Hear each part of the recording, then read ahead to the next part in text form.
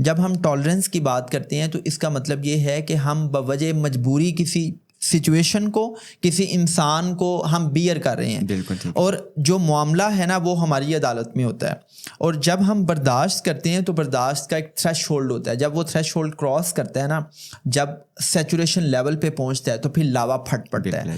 For example اگر ایک بہو اپنی ساس کو برداشت کر رہی ہے, ساس بہو کو برداشت کر رہی ہے, ایک ٹاکسک باس کو ایک امپلائی برداشت کر رہا ہے, امپلائی کو ایک باس برداشت کر رہا ہے, تو ایک ٹائم آئے گا کہ آپ دیکھتے ہیں کہ وہ لاوا پھٹ پڑتا ہے. ایسے ہی ہے, کیونکہ ہم ایک دوسرے کو برداشت کر رہے ہوتے ہیں, اور جب آپ برداشت کر رہے ہوتے ہیں تو پھر آپ کی زبان پہ شکوہ رہتا ہے.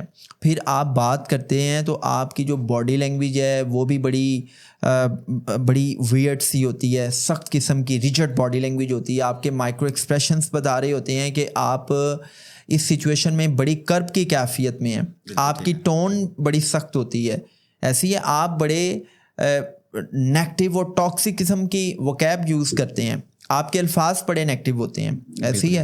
لیکن اس کے برعکس جب ہم پیشنس کی, صبر کی بات کرتے ہیں تو صبر میں آپ کیا کرتے ہیں, آپ اپنا معاملہ اللہ پہ چھوڑ دیتے ہیں. بالکل ٹھیک ہے. آپ کہتے ہیں کہ بھائی میں اللہ کی رضا میں راضی ہوں اور میرا رب فیصلہ کرے گا. اور پھر جب آپ اپنا معاملہ اللہ کی عدالت میں چھوڑتے ہیں تو پھر آپ کی جو سائیکوٹک کنڈیشن ہے وہ بڑی نارمل ہو جاتی ہے. پھر آپ کی زبان پہ شکوہ شکایت نہیں رہتا.